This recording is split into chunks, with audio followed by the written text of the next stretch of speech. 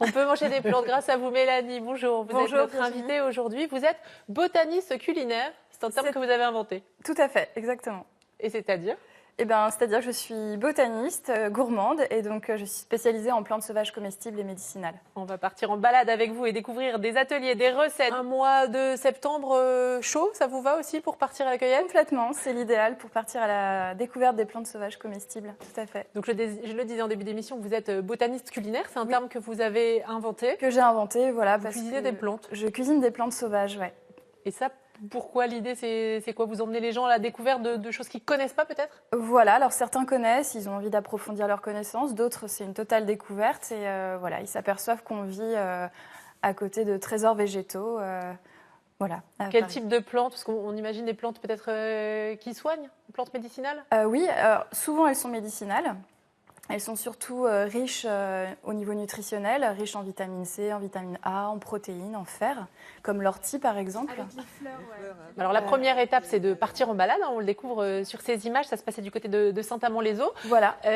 Ça fait partie aussi de l'apprentissage, de bien regarder. Il ne faut pas se tromper. Voilà, tout à fait. On apprend à reconnaître les caractéristiques des plantes sauvages, à regarder les confusions avec des plantes toxiques.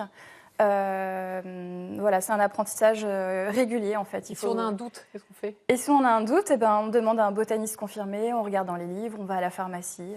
Voilà. On peut se faire un herbier aussi, c'est quelque Oui, chose un herbier, c'est une très bonne idée. Ouais. Un herbier photo ou un herbier papier, c'est une très bonne idée pour bien reconnaître les critères d'identification. Alors, quel type de plantes on cueille ? Alors, les orties, vous disiez ? Alors, par exemple, là, j'ai apporté des orties. Ici, j'ai apporté... Et vous les touchez, ça pique plus, là ? Oui, alors je les ai cueillies hier, du coup, elles sont un peu moins urticantes. Il faut simplement les caresser dans le sens du poil. On va vous laisser faire, j'ai trop peur. Mais par exemple, l'ortie, vous pouvez tout à fait la manger crue. Par exemple, vous pouvez déguster ces paires de feuilles. C'est hyper riche en vitamine C, c'est une bombe de vitamines. Emmanuel, allez-y. Non, Si. Non, moi je pensais Emmanuel. Une boule chacun. Allez, ça marche. Allez, une boule chacun. Voilà, c'est un petit goût de haricot vert en fait. Je vais donner à Emmanuel. Moi je peux pas. Il faut que je parle. Je peux pas le manger. Ça, vous le cuisinez aussi. On fait de la soupe d'ortie. Oui, on peut faire de la soupe, connu. on peut faire des quiches, des cakes, des crêpes. Pourquoi pas ? Ça fait des crêpes vertes. Quoi d'autre que l'ortie ? Là, je vous ai apporté de l'épierre des bois. On l'appelle aussi l'ortie puante parce que vous voyez, elle ressemble fort à l'ortie, sauf qu'elle ne pique pas. Elle est toute douce. Et voilà, elle a une odeur un peu désagréable. Mais par contre, si vous la froissez longtemps, il y a une odeur de cèpe qui va se dégager. Donc, vous pouvez tester.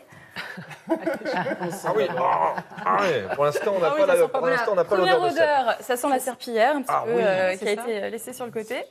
Ouais, et puis, si vous froissez vraiment longtemps, vous allez voir, il y a cette odeur de champignons, de sous-bois qui arrive. Il faut vraiment frotter beaucoup. D'accord. Alors, frotte, Manu, frotte. Il faut que ce soit mouillé, en fait. Il faut vraiment que vous pouvez en faire une boule.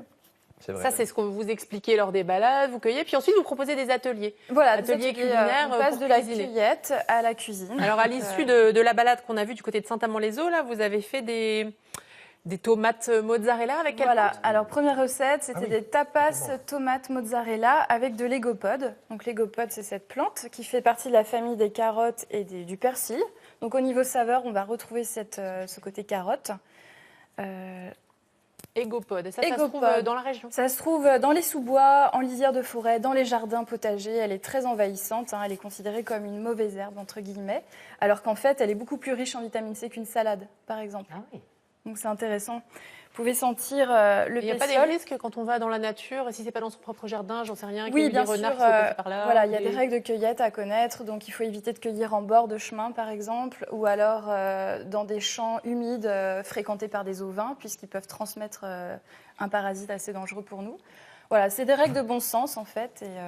Vous avez posé la question sur le site internet. Connaissez-vous des plantes sauvages comestibles ? Alors là, Chantal qui demande comment avoir des recettes. Vous proposiez d'en donner sur votre site internet. Oui, tout à fait. Edith qui nous dit l'ortie, le pissenlit, les mûres. Et puis Cathy qui nous dit nous les avons introduites dans notre jardin, cultivées en permaculture et à 100% naturel. Cela nous permet d'en avoir toujours sous la main. Comme ça, nous savons qu'elles sont saines. Voilà, donc c'est quelques réactions. C'est ce que vous enseignez aussi aux gens d'avoir des plantes dans leur jardin ? Oui, tout à fait. Parce que là, vous disiez l'égopode ou la menthe, on n'a pas forcément besoin, ou l'ortie, d'en mettre. C'est assez... disons que l'égopode, par exemple, ça peut être un couvre-sol intéressant. Au lieu de mettre du paillage ou du minéral, on peut très bien implanter de l'égopode. Ça va couvrir votre sol et vous aurez pu à désherber.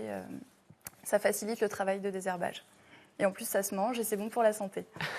Donc, il n'y a que des avantages. C'est destiné à qui vos balades et ateliers? C'est 17 € les 3 heures avec 17 € les 3 heures avec une dégustation. Quand on ajoute l'atelier, est-ce que les enfants, par exemple, sont bienvenus, les familles? Bien sûr, les enfants sont bienvenus. L'animation n'est pas adaptée pour les enfants complètement, mais ils sont les bienvenus et ils peuvent découvrir avec nous les plantes et peuvent participer aussi à l'atelier cuisine. Je vois Gaëlle qui cite par exemple le chrysanthème, ça se mange? Oui, tout à fait. Le chrysanthème se mange, oui. Donc l'idée, c'est ça, c'est de s'ouvrir à des plantes qu'on ne connaîtrait pas? Voilà, s'ouvrir à des nouvelles saveurs et puis apprendre à reconnaître les plantes pour mieux les respecter aussi. Voilà, on parle souvent de mauvaises herbes alors qu'en fait, il n'y a pas de mauvaises herbes. Elles ont toutes une utilité. Très bien. Est-ce que quand vous cuisinez vos plantes, vous mettez du sucre dans vos préparations? Alors oui, par exemple, dans Elle a dit oui, Rodolphe. Là, je vous ai préparé un sirop de sureau. Donc, il y a du sucre de canne complet, bio. Donc, Rodolphe ne peut pas le boire. Mais par contre, nous, on va pouvoir le boire. J'ai tout goûté pour l'instant. J'ai tout goûté. Ah là là. Emmanuel, je vais vous faire passer un petit verre de sirop de sureau. Merci, Mélanie. À consommer sans modération, du coup. Ça, c'est vous qui l'avez fait? Voilà, ouais. Prosit. Donc, avec la fleur de sureau. Le sureau, c'est un arbuste qu'on trouve...